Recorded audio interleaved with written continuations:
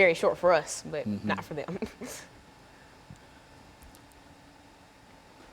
It's kind of fun. Now, after this, I want you to take care of things out there. People coming in because I think you've got a list. You have a list of. No, I don't. You said we got 5 shows? Yeah. So basically we got 4 more left. 4 more left. And after this, the first group that will. That's a group? First show after this.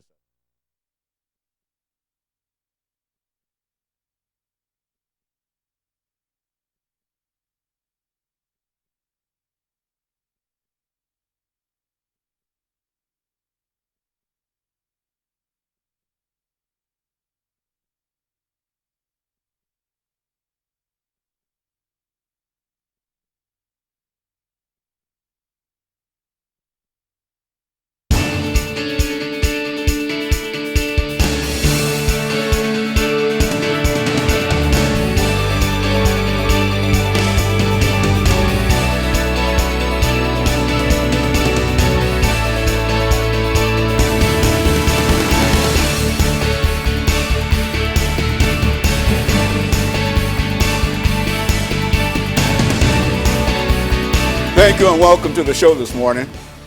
The topic this morning is World Inhumanities and Genocide. And we're fortunate to have with us this morning to talk about world inhumanities, man inhumanity to man, and genocide, Alana McLaughlin. Alana, let me welcome you to the show this morning, and I don't think that you really need any introduction to our audience this morning because you've been with us on so many occasions, and I think that you've given us so many not only interesting, but so many excellent shows. But it appears to me that the one that we're dealing with this morning is sort of an unusual kind of show. But as I've said in reference to all of our shows, that you make a selection here, and so it's up to you in order to deal with this. But of course, we're going to talk about world inhumanities and genocide. But before we get into that, let's talk about your background, your education, and some of the important experiences that you've had. And then perhaps at the second segment, we'll get into world inhumanities and genocide. Well, as you previously stated, my name is Alana McLaughlin. I am 13 years old, and I just finished middle school, so I will be attending the National School of the Arts in the fall semester.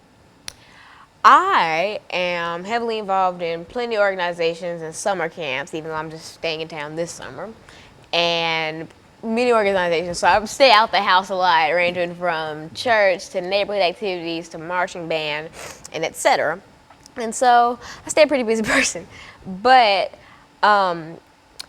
world inhumanities and genocide, that's such a delicate topic because so many lives were lost that you really have to tread lightly when talking about something where millions and millions of people died, and it's hard to execute. And so I'm wanting to execute it, but I believe that I can. I believe that I can. I won't be able to say I understand why that happened because none of us truly understand, but I can tell you what happened, and I can give you timelines and etc. And so I want to get a bit into a word inhumanities and the difference between word inhumanities and genocide.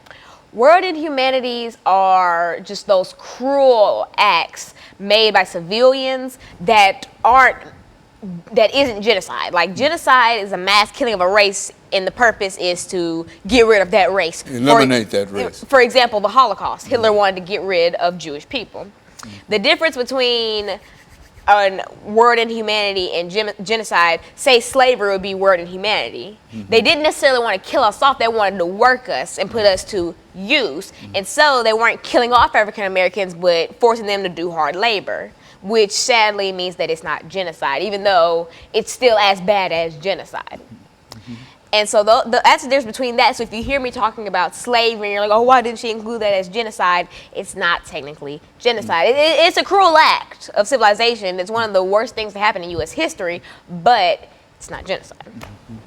And so, another good example of the difference between world inhumanity and genocide would be, say, genocide, the Rwandan genocide, genocide, and world inhumanity, the Orlando shooting at the gay club that just happened. Now that might be genocide. We don't know yet because people are thinking that it's either an attack on U.S. soil or that the shooter was trying to rid the world of gay people. So it's just conflicting. So we don't truly know at this point.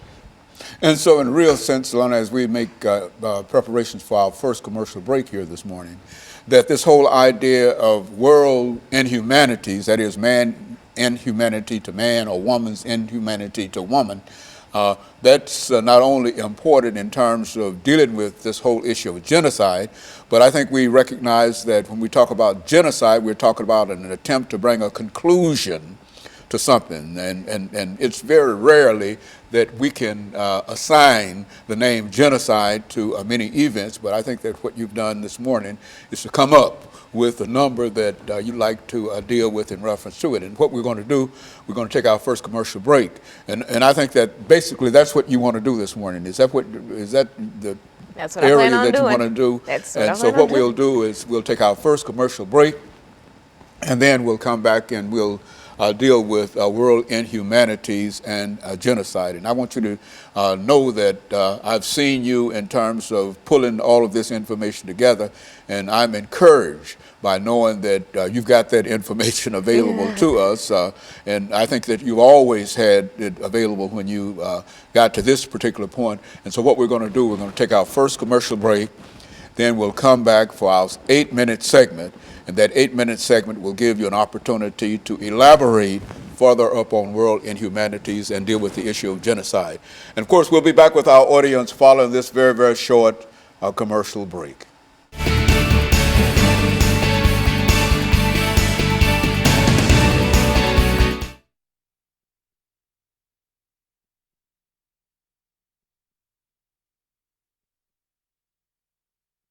Man's inhumanity to man. Yeah. Bullying or whatever and et cetera. You know, I'm thinking more wide okay. about her phone ring. Wide scale crap like Trail of Tears, stuff like that. Okay, yeah. Well, that's well, you go for it. Anything that you've got to deal with, and keep your legs still, and don't rock the chair. Okay. And then we'll come back and I'll introduce it. We got 7 minutes and 55 seconds. You see that clock there? No, I don't see the clock. I mean, you see it. I mean, I see it now, but that's why I have really bad time perception. Like either I'll talk over or I'll stop. Well, that's the clock there. You see too. You're right. Oftentimes it's down in 7 minutes and 55 seconds in this segment. And so when we come back, we're going to have that time. And so you try to divide your time and articulate it, and don't shake the camera, chair, twist your legs or anything. Yes. Just keep still. I know. You know how to do it. You've done it enough. You know. But as soon as he gives me the signal, we're going to start back, and I'll welcome them back. And you ready?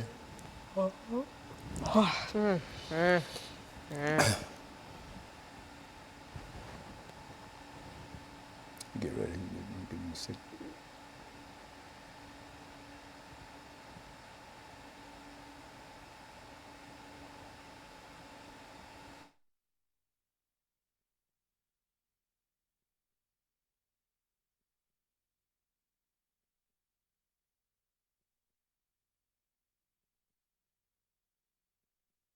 Thank you and welcome back to the second segment of the show for today.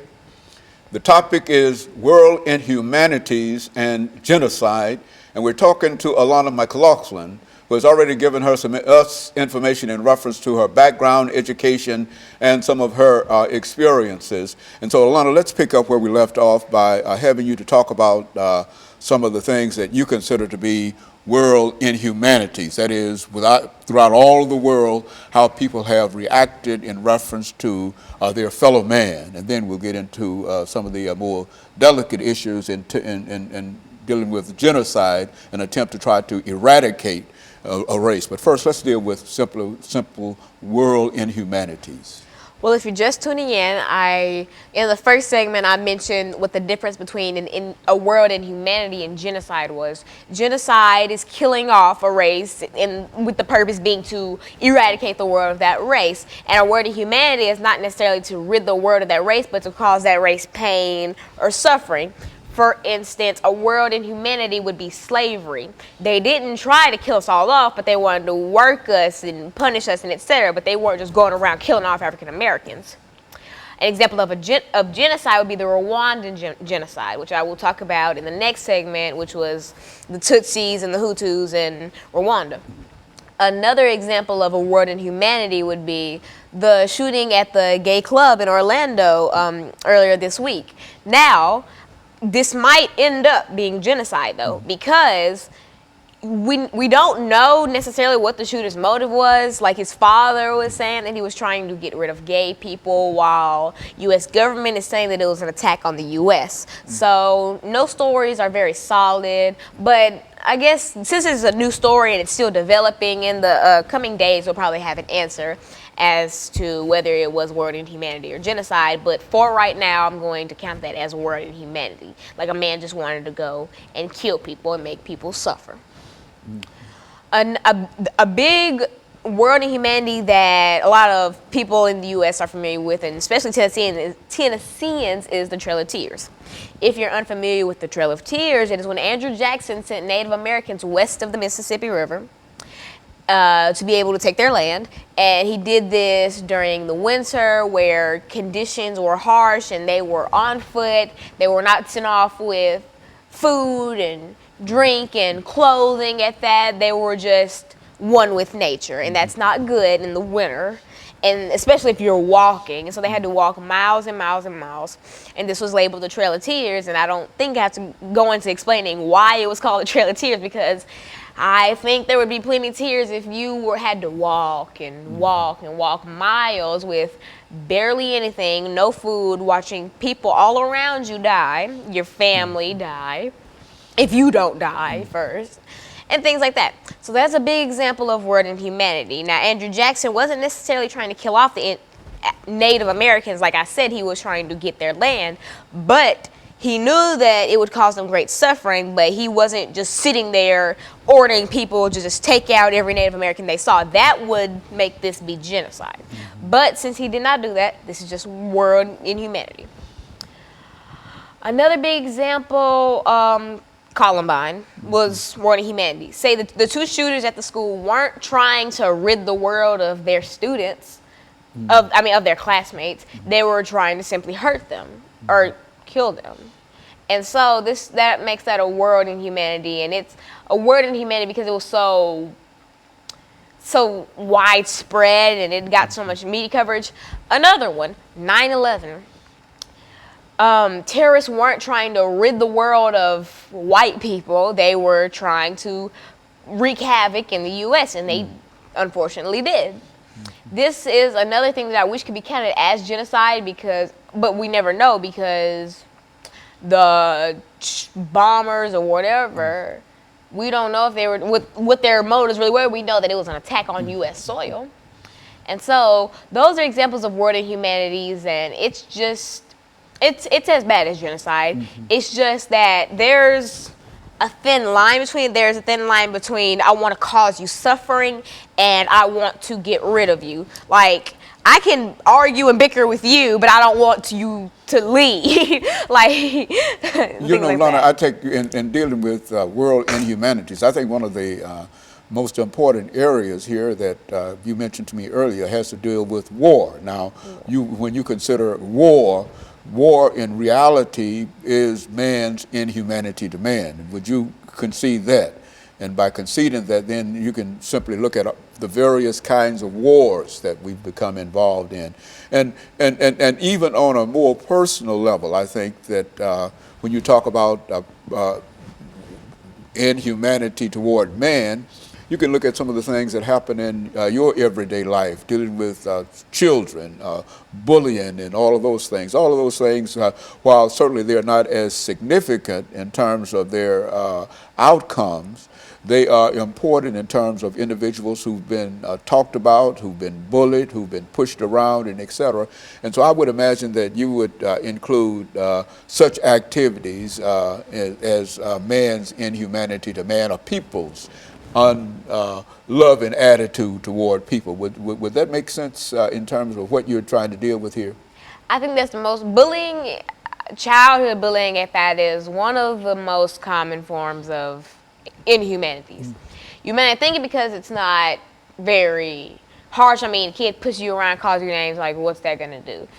That has long-term effects. Like, that kid that you pushed off of a slide could grow up to want to be a mass murderer. Why? Because he has so much hatred in his heart, etc. Things that just build up over time from people like you who picked at him.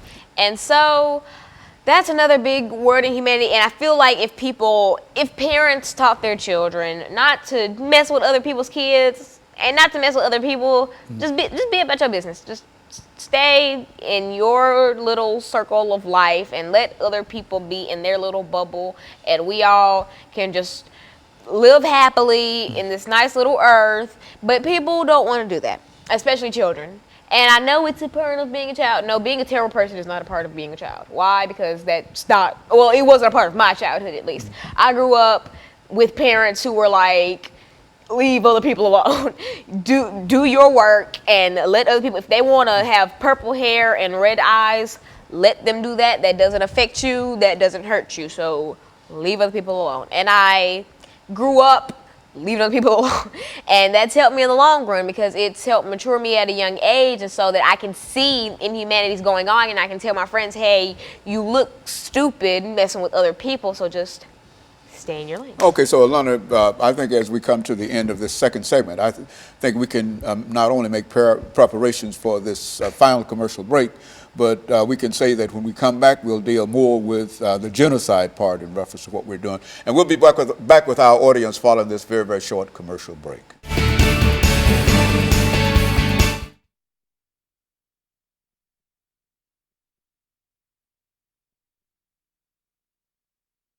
You got to speak on up. I mean, I can't keep. All the little funny little. Okay, but I didn't expect you to be talking about children. Huh? I wasn't. Well, I'm trying to get you to talk. Why would I? Well, you ready to talk about genocide? Yes. Okay, listen, you're doing well, but I just want you to be more forceful. You're doing well.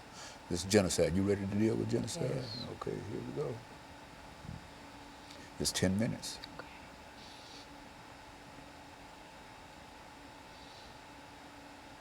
Give me some study you studied about on this reference to this.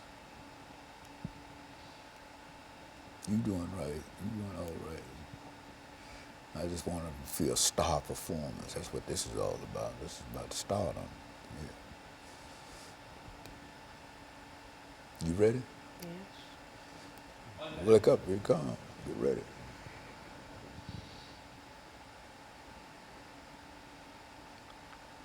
We got 9 minutes and 50 seconds. Now you ready to knock it out here. Knock it out the ballpark. That's what you got to do now.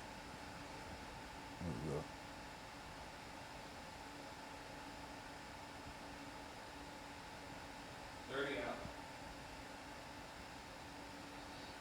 Wake up, wake up. The camera's on you now.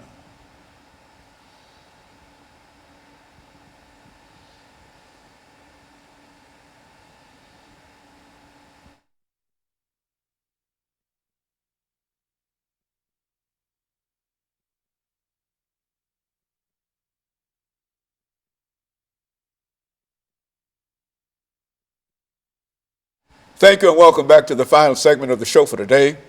We're talking to Alana McLaughlin, and she's giving us some information in reference to world inhumanities and genocide. And of course, Alana, let us, during this final segment, think in terms of genocide. I think that you have information in reference to that, and I think that in order to deal with inhumanities, we're talking about something that is terminal, which is to say that it's one thing to fight one another and to have wars and etc. But genocide is a little different, because the purpose of genocide is what? The complete eradication, I think, as you've mentioned, of a race. Let's talk about it from that perspective. Let's deal with genocide at this particular time. Well, if you're just tuning in previous segments, I talked about what the difference between world inhumanities and genocide was. Genocide, like you said, is the eradication of an entire race by mass killing. For instance, the Rwandan genocide. If you're unfamiliar with the Rwandan genocide genocide was when the Hutu government in Rwanda wanted to kill off the Tutsis and ended up killing from 100,000 to about 1 million Tutsis. And there's a whole movie about it, which is Hotel Rwanda, which was a very popular movie, and that's how I found out about it. The biggest core difference between genocide and world inhumanities is basically perception, because not all the times that bad things happen can you actually ask the perpetrator, hey, why'd you do this? So if it looks like genocide, we're going to classify it as genocide, and if it doesn't, then it's just a world inhumanity. And I don't want to say just to kind of make it seem smaller than it is. It's still a great issue in the United States, and world inhumanities are way more frequent than genocide. Like I mentioned in the last segment, bullying is a world inhumanity, and you may not think it is because it's not great scale or all that, but it still is, because it's teasing, taunting one another, hurting each other, and that's a world inhumanity.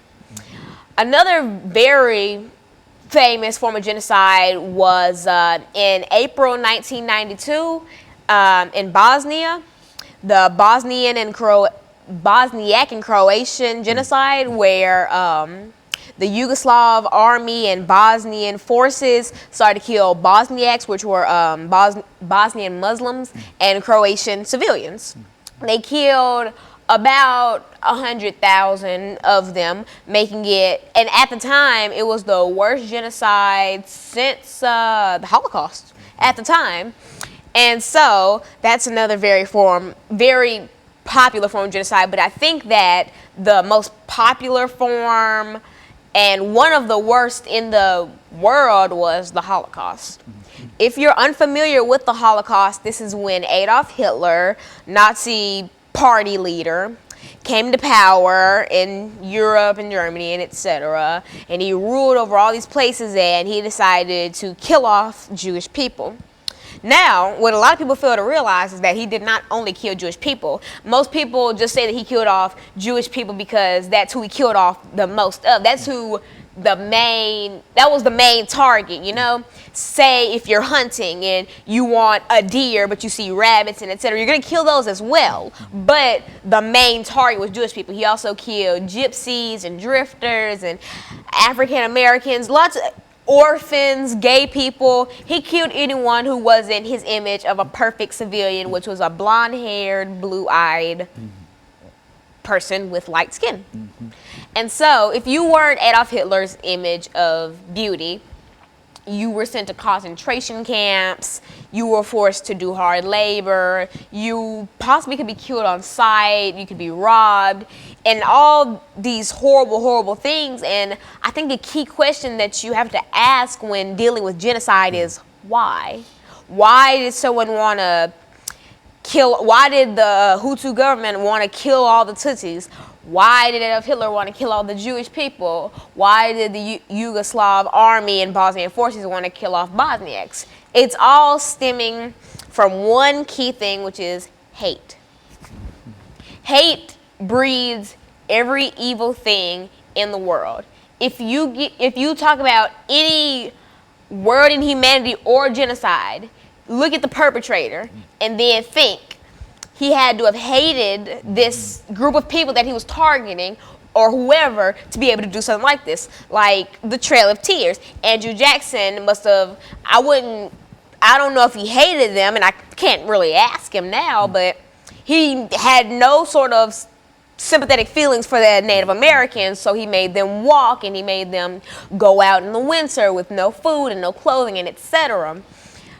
For the Holocaust, Adolf Hitler, now I can actually say, and he has been quoted as saying that he hated Jewish people, and that's why he did what he did, and it's not a justification by any means, but more of a reason why he did that. And so, I personally believe that a way that we can start to see a decrease in world inhumanities and genocides and killing is teach your children love before you teach them hate, and don't teach them hate at that. For instance, racism. Racism is not, you're not born racist, you're taught racism. In a lot of cases, a lot of 21st century racist teenagers and children were born into racist families. And so they see that growing up and they think that that's the right way to go, because your first role models are your parents and your family, and when you see them doing something, you're going to automatically assume that that's right. And when you hear otherwise, you want to fight with them because, no, my parents did it, those are my role models, and that's right. And so that's the key thing and a lot of this. And so many people would just say, oh, no, they're born to be da-da-da-da. That could have been changed by just simply teaching your children to love and be decent people. Oh, so, and Lana, so in your age group, do you find that there are many people who reflect upon some of the things that we're talking about now, about how they ought to feel toward one another, to enjoy and obey the golden rules, do unto others as you would have? Do you find much sentiment like that, or is it almost, as you've indicated on so many occasions, some kind of controversy or some kind of bullying or some kind of pushing or whatever? Is there any movement towards sanity in reference to man's relationship to man that you see in your everyday life? And if not, what can you tell your peers as to how they might make things better for everybody? Speaking about my age group, sanity is a taboo. It is common that you see people laughing at other people's failures, at other people's mishaps, and that's what's become of social media. You can get on any teenager's social media page, you'll find some video of like someone falling over or somebody like getting hit with a ball or something, and see a million people laughing about it. Like, people's mishaps are hilarious to people, and I've been falling victim to this sometimes. Like, I saw this video of this kid getting hit with a ball. But anyway, it's just being nice people is just, it's so rare. And sometimes it even astounds me, because I can laugh at, like, say a kid falling over. Like, if he doesn't get really injured, like, I can laugh at that.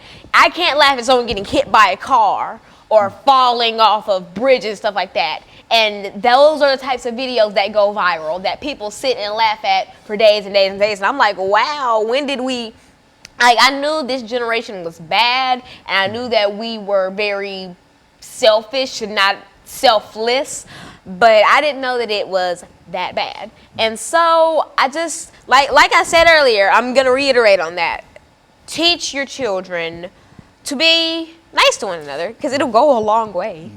And so, Lana, over the last minute that we have here, let me thank you for coming by with that very, very important information, because I think it gave us an opportunity to hear a perspective from a person who has been involved with a number of things and who really know quite a bit about what is going on among your peers. And so I think that that's quite helpful to us, and it's also encouraging when we can find that there are persons who are willing to think in terms of the greater good, and they are willing to go out and preach. And I think that that's one of the things that people can say about you in reference to your appearance on this show, is that you often come as a good role model. And I've heard people say in many instances dealing with you in reference to that. And I want to thank you for that. And let me encourage our audience to tune in again next week for another informative edition of Comments. Thank you and good morning.